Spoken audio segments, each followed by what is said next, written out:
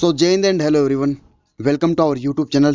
तो जैसा कि आप सभी को पता है कि हमने पिछले वीडियो में ये हमारा जेएसए का जो टीयर 1 की जो कट ऑफ है एक्सपेक्टेड जो हमने बताई है, लेकिन आज की इस वीडियो में हम डिस्कस करने वाले हैं कि हॉस्टल वार्डन में आपकी क्या कट ऑफ रह सकती है।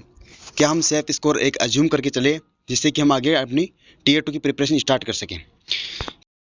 वही मेजर फैक्टर इसमें भी रहेंगे और वही मेजर फैक्टर मैंने आपको जेएसए वाली कट ऑफ में बताए थे कि आपका examination level, number of vacancy, attendance, tier 2 qualifying candidate ratio और नेगेटिव मार्किंग। तो भाई देखो, मैंने यहाँ पर हालांकि हॉस्टल वार्डन को तो पेपर दिया नहीं, लेकिन मैंने पीडीएफ वगैरह से हॉस्टल वार्डन का पेपर देखा तो भाई मेरे को जेएसए से ये वाला पेपर काफ़ी ज़्यादा टफ लगा।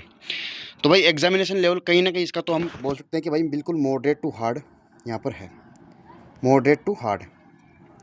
जेएसए में क्या सीन था कि आपका केवल मैथ था, आपका मॉडरेट टू हार्ड था, बाकी लगभग सभी आपकी इजी टू मॉडरेट की रेंज में आपके थे। तो ओवरऑल आपका जो जेएसए का पेपर था वो इजी टू मॉडरेट यहाँ पर था। इजी से तो नहीं कह सकते, लेकिन इजी से थोड़ा अप था और मॉडरेट की आसपास में ये था। लेकिन अगर मैं बात करूँ हॉस्टल वार्डन का, तो भाई हॉस्टल वार्डन का वाकई में मॉडरेट टू हार्ड यहाँ पर पेपर था। और नंबर ऑफ़ वैकेंसी देखो, यहाँ पर मैंने नंबर ऑफ़ वैकेंसी भी ऐड कर रखी है। तो देखो, इसमें होता क्या है कि आपकी मेल और फीमेल का अलग अलग इसमें रिजर्वेशन होता है, दोनों की अलग अलग यहाँ पर कट ऑफ आएगी और दोनों की मैं अलग अलग यहाँ पर सेफ स्कोर बताने वाला हूँ। तो देखो, टोटल वैकेंसी की बात करता हूँ अगर मैं हॉस्टल वार्डन मेल में, तो आपकी टोटल 346 वैकेंसी है, जिसमें यूआर की आपकी 143 है, ईडब्ल्यूएस की 34 है, एंड बात करते हैं ओबीसी एनसीएल की, दैट इज़ आपकी 93 है, एससी की आपकी 51 है, एसटी की आपकी 25 है। तो ऐसे कुल मिलाकर यहाँ पर मेल की अगर मैं बात करूँ तो 346 वैकेंसी है, ठीक है। इसके बाद में भाई हम बात करते हैं हॉस्टल वार्डन फीमेल की। तो देखो, फीमेल में यहाँ पर आपकी टोटल 289 वैकेंसी है, लगभग दोनों मेल और फीमेल की वैकेंसी समथिंग आपकी बराबर है, बस थोड़ा 50-60 वैकेंसी ऊपर नीचे है। बाकी यूआर की अगर मैं बात करूँ तो 119 यहाँ पर यूआर की वैकेंसी है, ईडब्ल्यूएस की 28 है, ओबीसी की 78, एससी की 43, एसटी की 21। अब देखो भाई, यहाँ पर हमने वैकेंसी की बात कर ली, फिर है आपका अटेंडेंस का। तो भाई इसमें आपका क्या था कि हॉस्टल वार्डन और फीमेल स्टाफ नर्स, इन दोनों पेपर्स का एक कमांड पेपर आपका टीयर 1 बिल्कुल सेम वही था, आपका सेम ही शिफ्ट थी और सेम ही आपका पेपर था। तो भाई अटेंडेंस भी हर बार जो रहती है आपकी लगभग 35 से लेकर 40-45% के समथिंग में वो आपकी यहाँ पर रही होगी। और अटेंडेंस के रिगार्डिंग मैं यहाँ पर एक आरटीआई भी फाइल कर दूंगा कि क्या यहाँ पर हॉस्टल वार्डन के अलग से क्या यहाँ पर अटेंडेंस थी, स्टाफ नर्स की क्या थी, जेएसए की क्या थी, लैब अटेंडेंट की यहाँ पर टीयर 1 में क्या अटेंडेंस आपकी रही थी। इसके बाद में भाई बात करते हैं टीयर 2 क्वालिफाइंग कैंडिडेट रेशियो। तो देखो, ये टीयर 2 के लिए आपका जितनी आपकी वैकेंसी उसका 1:10 में आपके बुलाएंगे, जो कि हर एक पोस्ट में ये रहने वाला है रेशियो आपका 1:10 में। अगर 200 वैकेंसी तो आपका 2000 के समथिंग में, हालांकि बुलाते 2000 नहीं है, ये थोड़ा सा इनका डेटा ऊपर रहता है थोड़ा सा, जैसे आपके 2100-2200 के समथिंग में बुलाएंगे। नेगेटिव मार्किंग, तो भाई नेगेटिव मार्किंग काफ़ी यहाँ पर हार्ड थी, जो कि आपकी 1/3 है, वो आपको पता ही था। अब देखो भाई, यहाँ पर टोटल वैकेंसी है आपकी हॉस्टल वार्डन मेल में 346, यानी कहीं ना कहीं जो आपका टीयर 2 देंगे, मैं मेल की यहाँ पर बता रहा हूँ। देखो, मेल का यहाँ पर टीयर 2 देने वाले कितने रहेंगे कि आपका रहेंगे 3500 के समथिंग में, लगभग 3500 3550 के समथिंग में यहाँ पर आपके इतने मेल यहाँ पर हॉस्टल वार्डन के लिए शॉर्ट लिस्ट किए जाएंगे टीयर 2 के लिए। अब देखो भाई, मैं अगर मेल की कट ऑफ की बात करूँ, आगे मैं फीमेल की भी बात करूँगा इसी वीडियो में। तो देखो, यूआर के लिए मैं मेल के लिए बता रहा हूँ, सबसे पहले मैं यहाँ पर लिख देता हूँ मेल के लिए। देखो भाई, मेल की यहाँ पर यूआर की क्या रहेगी, तो भाई अगर यूआर में आपका 65 से लेकर 67 तक है तो बिल्कुल भाई आप अपनी टीयर 2 की प्रिपरेशन स्टार्ट कर दीजिए। ओबीसी की अगर मैं बात करूँ तो भाई ओबीसी में अगर आपकी 63 टू 66, यानी 63 से लेकर 66 तक अगर आपकी इतने मार्क्स बन रहे हैं, क्योंकि देखो ओबीसी, यूआर और ईडब्ल्यूएस लगभग 1-2 नंबर का इनमें गैप रहता है, सिमिलर सी यहाँ पर कट ऑफ इनकी जाती है, ठीक है भाई। ईडब्ल्यूएस की अगर मैं बात करूँ तो 62 से लेके आपके 64 तक, ठीक है।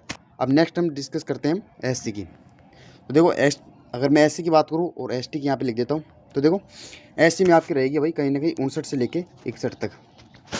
और बात करूँ अगर एसटी की, तो ये रहेगी आपकी 56 से लेके 58 तक। अगर मेल वाले जो भी इस रेशियो में आते हैं, आप जो मैंने ये रेंज बताई है, सॉरी मैं रेशियो बोल रहा हूँ, एक जो रेंज बताइए, अगर इस रेंज में आपके मार्क्स है हॉस्टल वार्डन मेल में, तो बिल्कुल आप टीयर 2 की प्रिपरेशन कीजिए भाई, क्योंकि रिजल्ट के बाद में आपको ज़्यादा टाइम नहीं मिलेगा टीयर 2 के लिए। मुश्किल से आपका 20-30 दिन में, 20-30 दिन भी थोड़ा ज़्यादा ही बता दिया, लगभग 15-20 दिन में आपका रिजल्ट के बाद में टीयर 2 की आपकी डेट आपको मिल जाएगी। तो भाई ज़्यादा टाइम आपको नहीं मिलेगा, अगर इतने मार्क्स है तो बिल्कुल आप तैयारी कीजिए।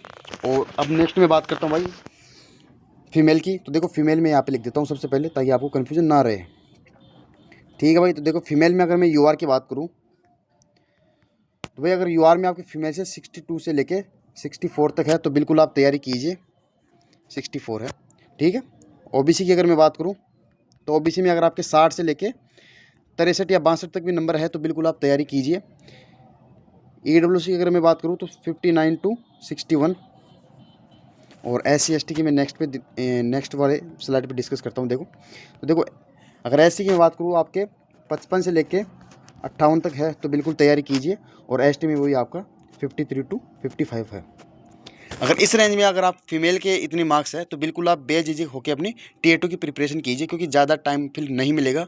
आप ये मान के चल रहे हो कि यार मेरे इतने मार्क्स है, नहीं होगा, और फिर आपको पता चलेगी यार मैंने जो कट ऑफ बताई है वही कट ऑफ में ये मार्क्स इंक्लूड है, और फिर आपका हो जाएगा सिलेक्शन, तो फिर आपको काफ़ी दुख होगा, क्योंकि फिर आपको तैयारी करने का भी ज़्यादा टाइम नहीं मिलेगा और वो उस लेवल की तैयारी भी नहीं हो पाएगी। और जो आप परफॉर्मेंस एग्जाम में दोगे आप, तो वो इतना अच्छा खासा भी नहीं रहेगा, क्योंकि 15-20 दिन का यहाँ पर टाइम मिलेगा। तो 15-20 दिन में मेरे ख्याल से कोई तैयारी होती नहीं है, क्योंकि तैयारी के लिए अगर आपको बिल्कुल डेडिकेटेड हो तो अभी से आपको लगना होगा तैयारी में। हालांकि मैंने थोड़े 1-2 नंबर ऊपर नीचे बताए हैं।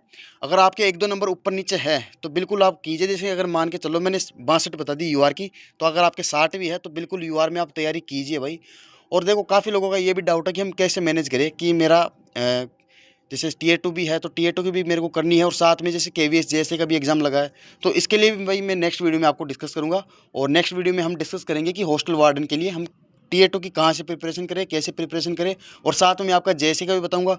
और अगर आपको किसी अदर पोस्ट की और कट ऑफ जाननी है तो भाई मेरे को कमेंट बॉक्स में बता देना, और मिलते हैं नेक्स्ट वीडियो में। तब तक टेक केयर, बाय, जय हिंद।